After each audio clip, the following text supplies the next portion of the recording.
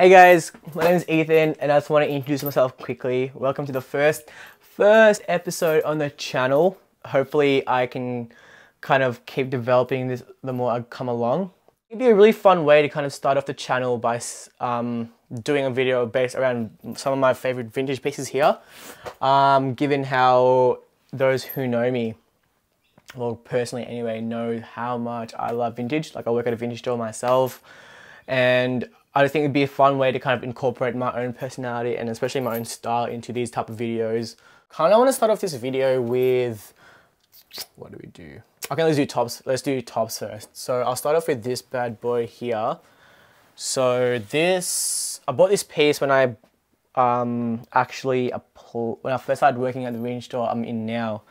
So what's good and bad about vintage that I've found is the fact that you can love a piece, especially when you work there, and you just don't know when it's going to stay or if it's going to go, if that makes sense in terms of timeline. So it could stay a couple of weeks from now or it could move in the next 5-10 minutes. You just don't know. And I think with vintage shopping, me personally, like I have to be 110% sure if I want to buy it, because as shitty as it is, like normal vintage garms don't really go like crazy resale value if they sell at all. You might even lose some money. I think for me, I'm kind of more so like buying vintage now that A, are unique, 2, I can incorporate into my own style, my own aesthetic, which I'll dive into later, and 3, just the kind of process behind like how to actually style vintage clothes. I know people think it's just so easy to throw on a vintage tee, blue jeans, and you know, Air Forces or some chunky shoe, and it is definitely sick, which is I think a beautiful part about vintage. It's so accessible. But I think if you do want to take it up a notch, I think this would be a fun kind of little entry video to see how you can put more of an emphasis or more of a thought process on how to style vintage, if that makes sense.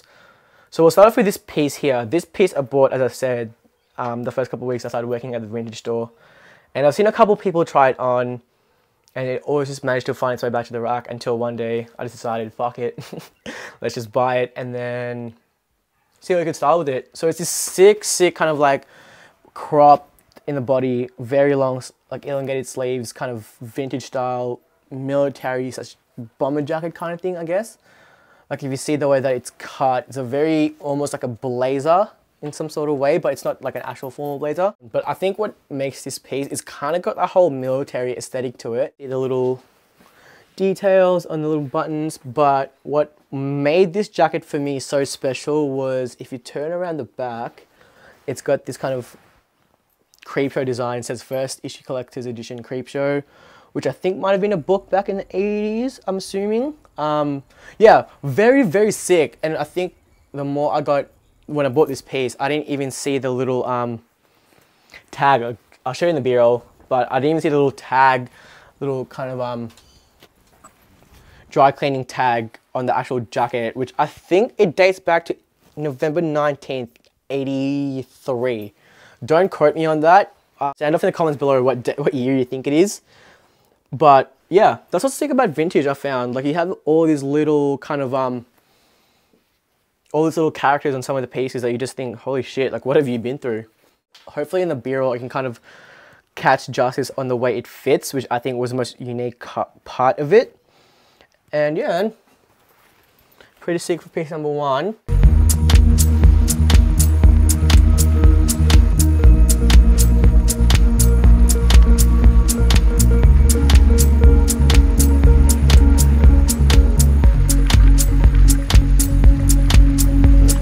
So, a bit of background to this story. I think it was like midwinter here in Melbourne, and for those that live overseas or in Melbourne in general, it gets pretty fucking cold here. Obviously not as cold as like European countries, but it does get pretty fucking cold. And I found that I prefer fall winter out of any season anyway, but there are some times I found where I've been absolutely freezing to death on my way home from work at like nighttime when there's literally no sun out. It's like 5 fucking degrees and you're just shivering on the way home. And I was like, okay, I need a puffer jacket at least just in case, just to have it in my wardrobe. And I've never really had one. Mine is like snow apparel that I bought when I was like 9 or 10. Don't quote me on that. And yeah, like I never really needed it until like I just got to a point where I genuinely was shivering home and I was so salty at the world. I'm like, I need to buy a fucking jacket. And then a couple of weeks went by at work and I found this guy here. Now, before I show you this guy here, which is such a perfect example of how you definitely don't need to spend like 100, 200, 300 plus dollars on like a brand new puffer jacket when you can definitely find one from vintage stores, op shops, Depop, Etsy for a much lower price that still gets the job done. In my opinion, still I think a little bit better, only because that way you save your money. You don't have to keep buying brand new kind of puffer jackets that will cost you that much, and then yeah man, go from there. So I got this one here. This is a vintage Polo Jean Sport puffer. Insane condition, and I know it's sacrilegious to be talking about Tommy and Ralph in the same avenue, but hopefully we can get past that and kind of just talk about this little piece here. But yeah, this piece that we had sitting out in the store for a while, and it was only for like $75, and no one seemed to really appreciate it, like besides me. And I told my manager that, okay, if it's still here after a couple of weeks, if no one wants it, I'll buy it because I just love it so much. Yeah, a couple of weeks went by and decided I might as well bite the bullet. Got it for a ridiculous price given its condition and given how what's good about Polo stuff, especially Tommy and Ralph, they always seem to have a little bit of resale value, especially if it's vintage too. I mean, obviously you can't expect as much as you would from sneakers or like more hype stuff. But I think vintage in terms of that department of like sportswear, quite still a little bit of big market for it. So definitely keep an eye out for that. Yeah man, not much to say about it. I'll send you in the B-roll. It's got the Polo jeans on the sleeve. Hopefully that's a bit more clear in the B-roll. And then yeah, super sick. This will definitely be in my wardrobe for a long time, because if you look at the material, like this nylon kind of material, like it makes it really waterproof. And I know you guys can only see the puffiness of it, but if you feel the actual materials, it is quite thick. It is very thick. And yeah, my other favorite piece that I'm actually wearing now. So this pair of overalls I got at, I still remember this is my first ever purchase from my first job. So I worked at Macca's, McDonald's, for people who don't know what Macca's is. And I got $100 for my first paycheck. Hashtag we live in. And went straight to Retro Star, which is the place I got this from. And by that point, I remember the reason why I kind of got into vintage was because of my brother. Like I have a distinct memory of him wearing like these Disney overalls that he got from Savers for like 10, 15, I wouldn't say $20 max, if that. And they were like 2XL, very big on me, and he's smaller than me. And I just remember thinking, like, it was, for me, it just caught my eye so much, because by that point, that was in around 2013, 2012, no one really wore overalls the extent that they do now, with the whole 90s resurgence. And I know the 90s fashion will always be relevant.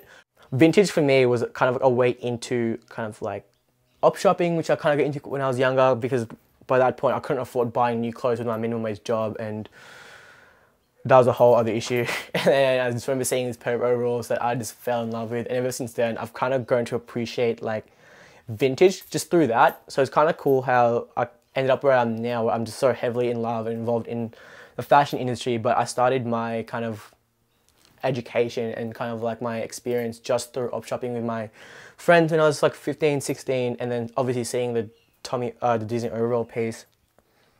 And the reason why that is all related is because when I came to Retro, as I said, I found these pair of Tommy overalls that I did not even know were very rare until I did some more research on it. Found these for an insane $65, and the only reason why I bought it, my very naive kind of like prepubescent mindset was I knew Tommy Hilfiger.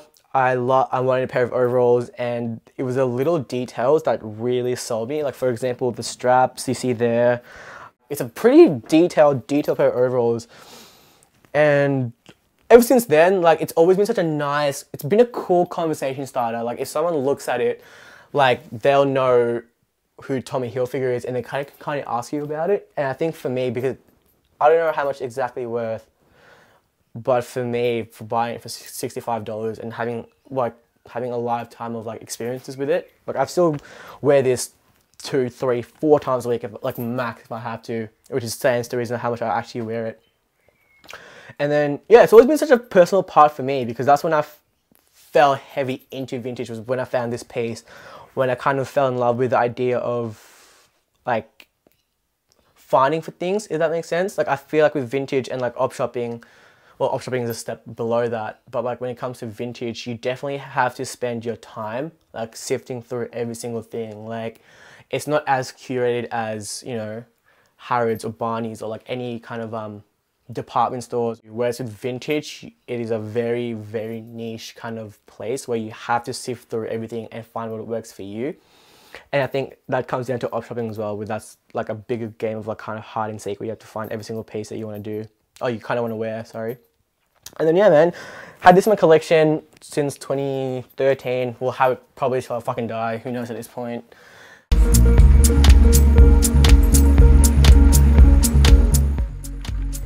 Bit of backstory. This I didn't actually buy in store. I've had it saved on my Depop wishlist for a while. Like it's something I've always saved. And I was inspired a lot by Michele's work at Gucci, especially because I've always said I've wanted a really nice kind of like detailed floral shirt just for like daily life. Even like, I don't even care if it's fall, winter, or spring, summer. I just really wanted a shirt that can kind of mimic that. But I didn't want to justify paying like 500, 600, nearly $1,000 for this one shirt, even though I know the quality is there. I just don't think for the price point I'm willing to drop that much yet. So I looked on Depop and I kind of just searched like vintage floral shirts, and this was the first one that I found. And is it a big call to say this is probably my favorite shirt? One of my favorite shirts. So it's this beautiful, beautiful kind of brown / green sheer print. You can't really tell the color because they're all kind of like pretty much all over the place. But it's got a beautiful, beautiful sheer fabric with kind of floral designs on it. And what I like about this, now that I kind of had time to add it to my collection, I really appreciate how it's a very subtle darker color, because I think with florals, most designers or most places or most brands kind of overdo it with floral. And I know, especially with Gucci, that was the whole, like it was intended to be styled like that. I just think in terms of if you view it from a middle class consumer, like consumer, day-to-day life, or it might be a bit too much. And I think this is such a great alternative where it's still loud in a sense, but it's also still quite subtle because of the color. Like it's not too gaudy or it's not too kind of out there, even though it is, if that makes sense. And yeah, this for me is the grail of my vintage collection, honestly. Like I know I'm talking heaps about my Tommy and my polo stuff, but for me, especially where I'm at now stylistically, I'm more aware of kind of like what I wear and what aesthetic I'm kind of leaning more towards. This is just a very, very nice standout piece, because what I like about this is you can dress it up, you can dress it down, and I'll show you in the B-roll how I normally style it with the other pair of pants. And yeah, I think it's sick. So I think that's why it's so important to have this video, because I feel like you guys definitely need to know that there are better alternatives to all these high-end pieces that are worth so much that you can't afford, and you don't necessarily have to buy into fast fashion anymore. And this is just coming from my own opinion, because I think I have a very strong opinion on fast fashion, which I think I'll save for a different video. So send off in the comments if you want to hear me talk about it a little bit. Yeah, very cool piece. I found it for Depop for like $60, I want to say. That's Australian ship, which is dumb cheap. Dumb cheap compared to some of the similar shirts I was looking at from designer brands that were just ridiculously priced. So that's pretty cool.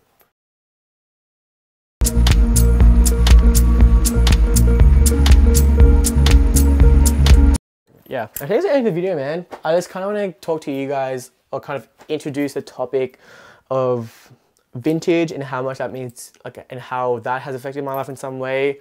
And I think it was a great way to kind of get the channel going. The reason why I kind of created this whole channel was to kind of add my own journalistic sense of fashion, if that makes sense.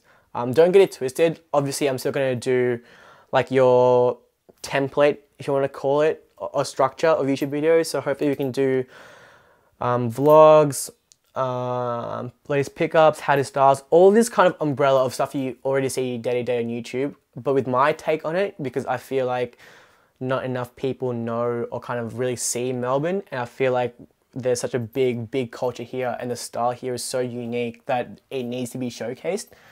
That's not to say that I won't be focusing on other countries, so hopefully if I'm ever lucky enough to be in that position, I will definitely consider going to other countries if I want to. But for right now, I kind of want to put my own content